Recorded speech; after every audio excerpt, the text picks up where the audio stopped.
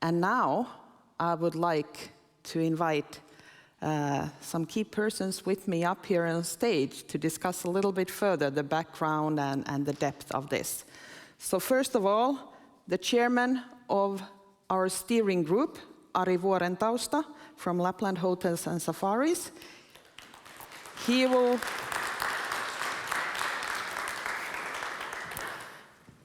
be the moderator of this panel, asking the most important questions. But then I would like to invite Trond Øverås from Arctic Norway Tourist Board as the representative of Norway, and Johanna Ögren from Arctic Sweden Visitors Board. And then I'll just invite myself and join as well.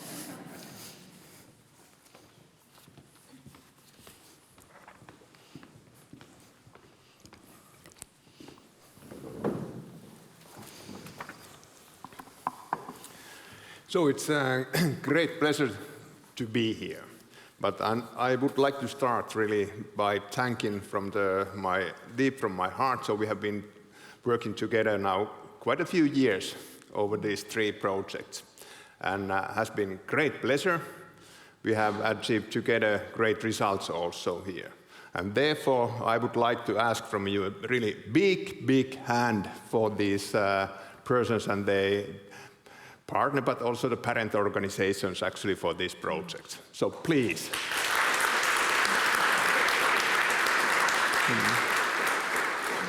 Was that a big hand? We should be able to do a bit better. But not just as a reward for the past, I would like to so that you are considering this as a motivator for the future cooperation. Even more like a true, genuine and comprehensive there, because I truly think so that we are just in the beginning of this path to develop the tourism on these Arctic areas, and there is really great potential and possibilities which we have for the future. So take that also. Why do we continue this cluster work? So I would like to discuss about that. How do you see? Who will start? You can Go start. ahead. Did you say why we will continue? Yes. Or, yeah. No, but at least from my perspective, there are 2 sentences which I think is very important. One of them is actually what was created in the first project. Customers don't see the borders. Why should we? And then we have this line, stronger together. I'm convinced that to meet the future challenges, but also the opportunities, we need to work closer together and to cooperate. I work quite many years in the commercial part of the industry, and I know that it can be quite easy to look into your own company and what type of benefit do I have from this, etc., etc. But I really believe that in our regions we have some challenges. We have some demographic challenges, and I believe that's for all 3 regions, and to be the business that we want to be, to support also the development in the local communities. I'm convinced that to meet the future, we need to work together. Many customers see our region as one travel destination, and that's important to underline for all of us, and to use that opportunity. So I'm convinced the future is to work closer together, also cross-borderly. Great. Nina? Well, first of all, I agree with everything you said, very important points. And also to build further on that, I think we have a strong base, a strong ground in everything we have done already. We know how to work together in this whole great community here. And that gives us a very big advantage to work forward in the future. So we don't need to kind of gather ourselves anymore. We have gathered ourselves. Now we just need to choose which ones are the topics we will work on. And also then the second one, I think we have been able to make Arctic Europe much more known on the markets. And actually, it was also mentioned today in one of the speeches, which we have already talked about earlier, that the markets see us as one. So why shouldn't we? So definitely, I think we need to use that in the future as well. Take the opportunity, for example, for these sales workshops. I think in Alexia's presentation, there was some tour operators commenting that it's so great coming to a sales workshop where we have the whole Arctic area presented, so that they don't need to necessarily run to a lot of other sales workshops, but under one roof they can find what they're looking for if this is the kind of business that they're concentrating on. And for us, those who concentrate on this kind of business, they're the key sellers that we really should work towards. Johanna, do you well, have something? I think most of the things are already said, but when I think of this, I see it, you know, this sort of meme where the shark is hunting a lot of a big group of small fishes, and then they turn around and form themselves into a bigger fish and start chasing the shark. That's how I see us. We are the, when we turn around and form this big, really, really big fish, we become an important player on the international market together. I think it's hard for us to do it alone. I think it's hard for any of us to do it alone. But I think we are playing a much bigger role together on the international stage. So that is something that I see as really, really important. But that was a great idiom actually for this. So we can actually consider these past projects just an initiative for the future cooperation there. And that's really great way to see that path going on. Nina.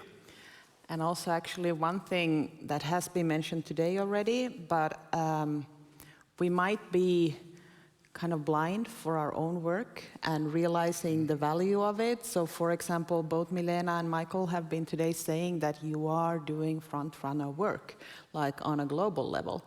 So maybe we're not even the small sharks, maybe we're the big shark in some of the aspects. So definitely we need to work forward on those and not just kind of do the first steps, forget and let somebody else gather the results. We should really work forward so that we get the best possible results in this area.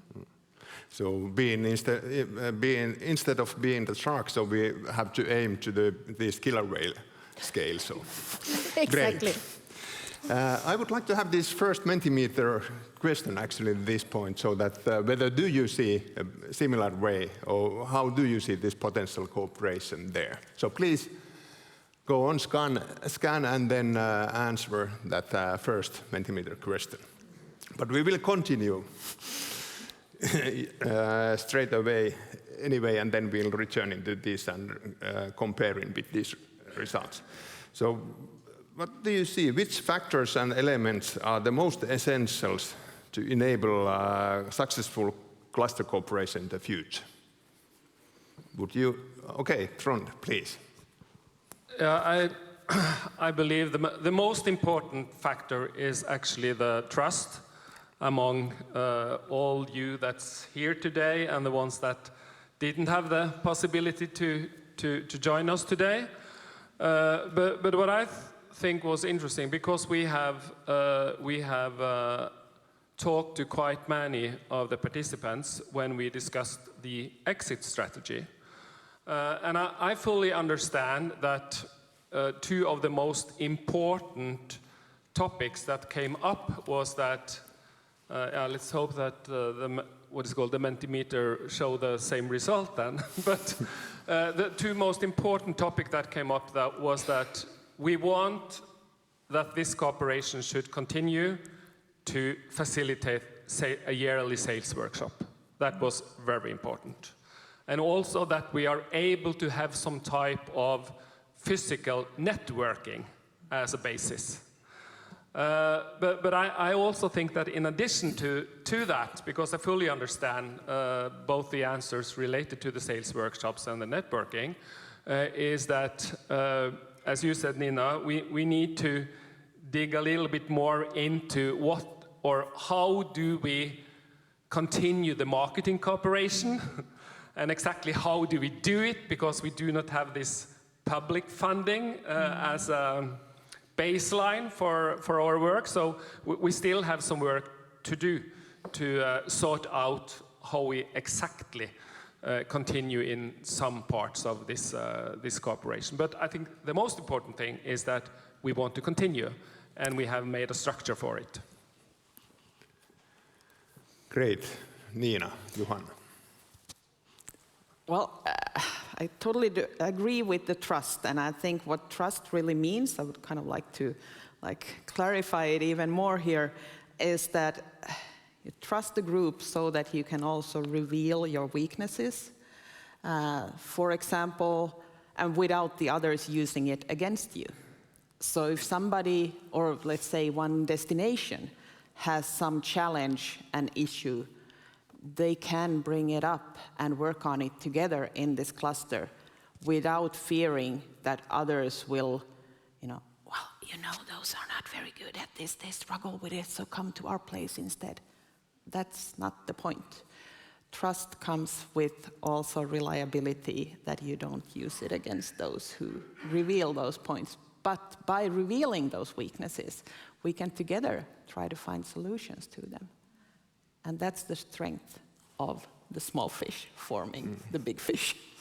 Yeah, but I also see it as, I was thinking when Susanne spoke about how it used to be back in the old days. Me and Susanne, we are so old, so we remember this. That, okay, you were not allowed to talk about what's happened on the other side of the border. And then you should remember that the border between Finland and Sweden is the world's friendliest border. And even that border wasn't working back in the days. And I'm thinking also that if we look at the two former projects, I don't think that the cooperation would have continued after those two. I think we needed more time, because trust takes really long time to build. It actually does. And I think now is the time when we are actually, all of us in this room and a lot of people who are not here today, that we are actually ready to take this step and continue to cooperate and continue to do really smart and good things together without the EU money. And that is also something important. It's the exact right timing for it as well. But we don't say no to some No, we never say no to money. Okay, could we have also these answers actually for the first question, if that's possible there? I can't even see the lower line, but I think it's a good thing. Yes, because I was seeing only those right side first, and that was a bit shocking, but so... No. Yes, that's a good start. But when we were talking about those factors, so that means also and requires some things from the partners in order to succeed in that cooperation. So what this means actually, so in order so that we are able to achieve those goals, what we were talking about, and those key elements there, so what that means or requires from the partners in this cluster cooperation in the future. Nina. Well, I'm not going to say everything at once. I'll leave much more. But first of all, I would say consistently communicating about Arctic Europe. So even though we're not in a project for Arctic Europe, we're in a cluster. We're a constant cluster. So let's keep that on top, communicating about Arctic Europe in the future. But then you need to change your name as well to Arctic Finland. Maybe. Or then we just still have Arctic Europe. That consists of different Arctic Europe, areas. what is that? Well, it's Arctic Finland, Arctic Norway, and Arctic Sweden. We'll take that into consideration. So no, you got the challenge in Finnish Lapland. No, but I also think that no, I need to use an example because I think we all know that there are some differences in culture. Finnish Lapland versus Swedish Lapland versus northern parts of Norway. But still, we have so many similarities.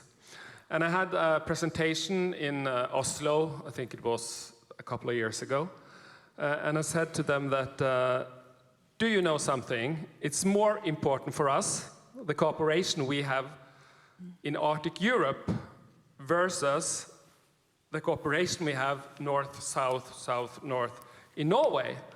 I don't say it's not important, but nevertheless. And they looked at me and said, why are you saying that? Yeah, because that's the reality. And there are many customers, before also we started to cooperate, that planned their holiday combining our regions.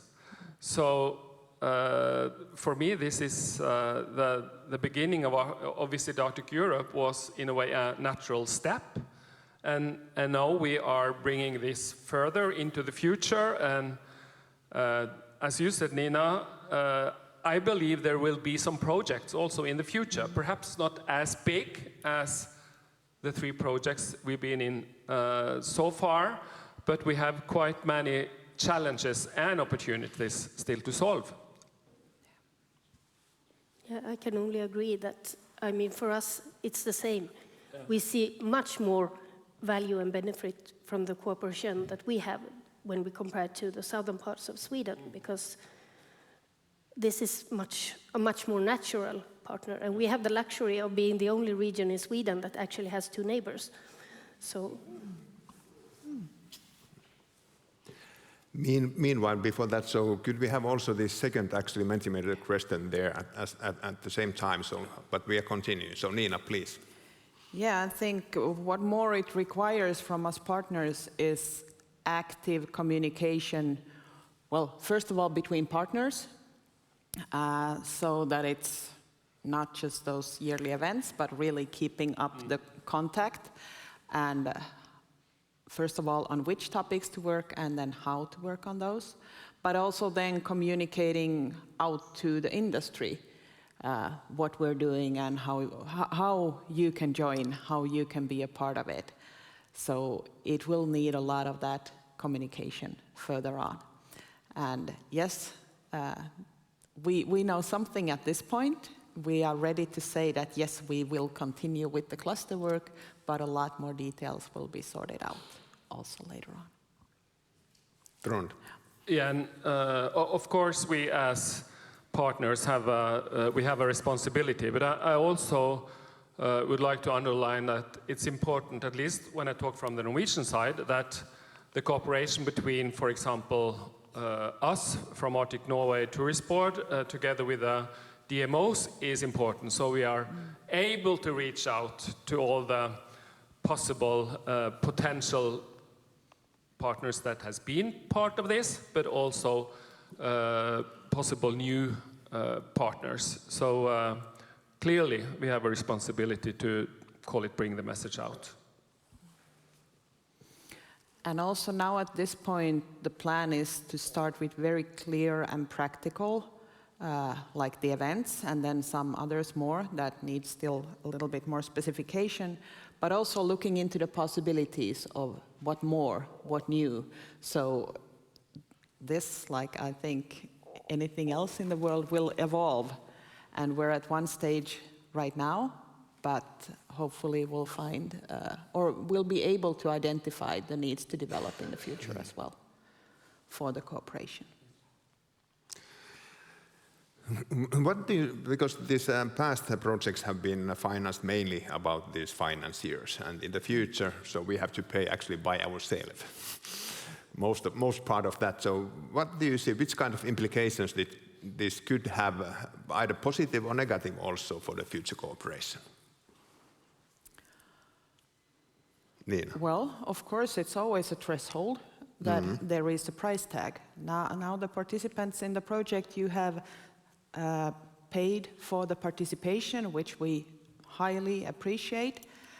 but then there hasn't been the price tags after that, so everything has been included.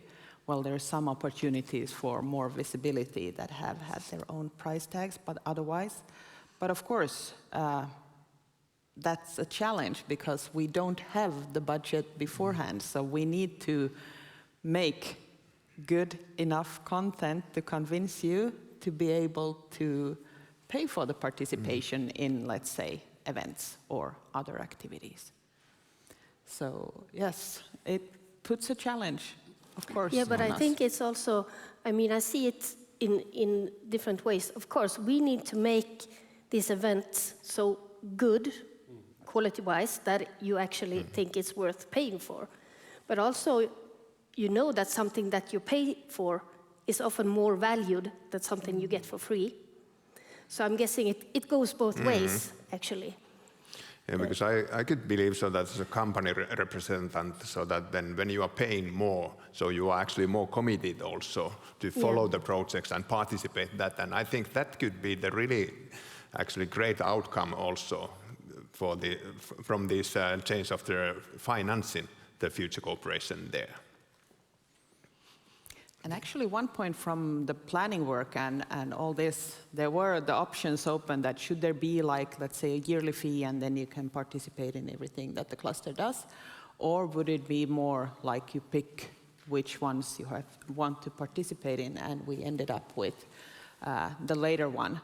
So not like a yearly fee, but rather so that you choose where you can want to participate at every point in time. And I think also when you look at it from perhaps a broader perspective, we are talking about our cooperation now, the 3 countries, but I like big things. I like to think big. That's a great thing. And we saw a picture, I think Milena showed it from in her speech today, that we have our friends in the Canadian territories now. They are also want to join this Arctic movement. And when we talk about where you feel closest to that, okay, it's easier for us to cooperate rather than looking down south. But we can also expand the Arctic community and the Arctic cluster into something bigger that is also, you know, make it a big movement almost, especially when it comes to the Care for the Arctic work that we are doing, because we know that we are leading the way when it comes to the sustainability work that we have been doing there. And wouldn't it be great if all the Arctic regions could join forces together and say, hey, let's go together and care for the Arctic? I think that's before giving the word to you, Troms. So I think this is one of those really big achievements, or actually here, this Arctic conduct, or this guidebook for that, because that's certainly something which is valid for all of our areas and also the companies and partners here. So, and this kind of job could be done together, and that's much more effective and actually cheaper also when comparing, so that everyone would do that by own. So please, Tron. I like your way of thinking. You like it big as well?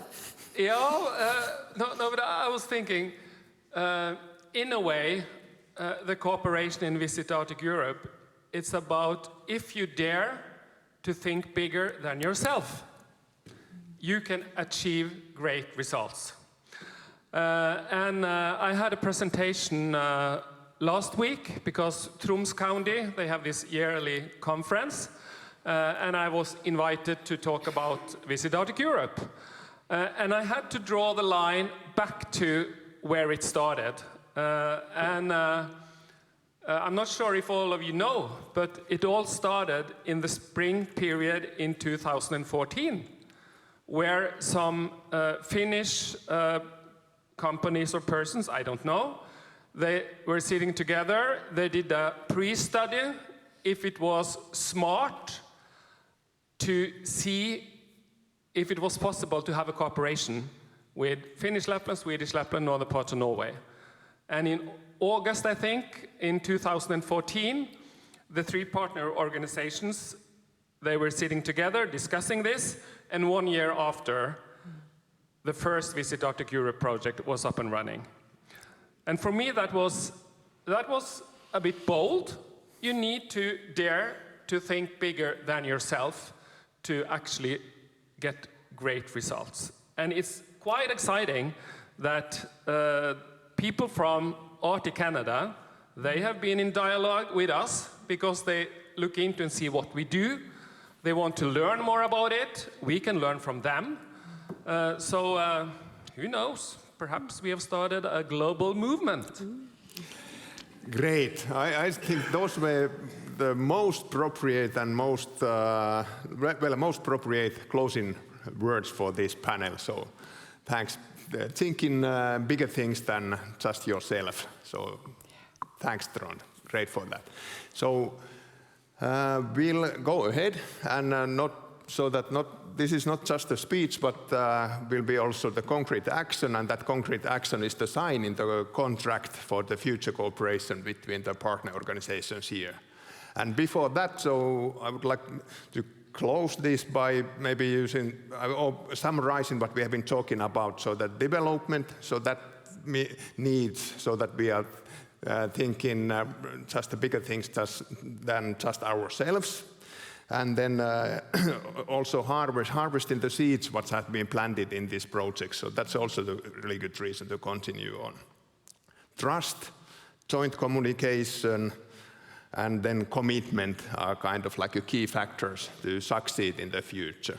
And what we have to also obtain in the future, so that we have doing excellent kind of like this path creating work here. So we have to get also these NTOs to this same agenda. So I truly agree that so that it has been and still is impossible to do this cooperation at the national level. So we have little work to do in order to teach also this our capital city people there. Thanks a lot, and now it's time to sign the contract.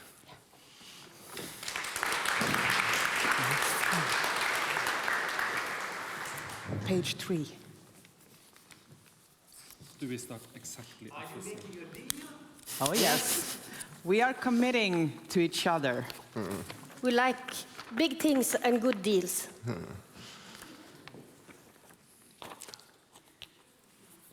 Ouden those Maikku's words, so the sweet deal in this case.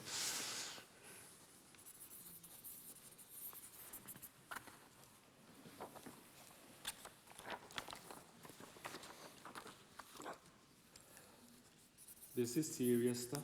Mm-hmm. Is that why it's taking you so long time? Yes. I tried to do it in a nicely way. Difficult things with your name. Yeah. A lot of Ö and Å. Do you know my name in English? You can think by yourself. Directly translated. Yes. We'll sort this out and each one get our own. Okay. Yes. Thank you. All Thank you, right. Ari, and thank you, partners.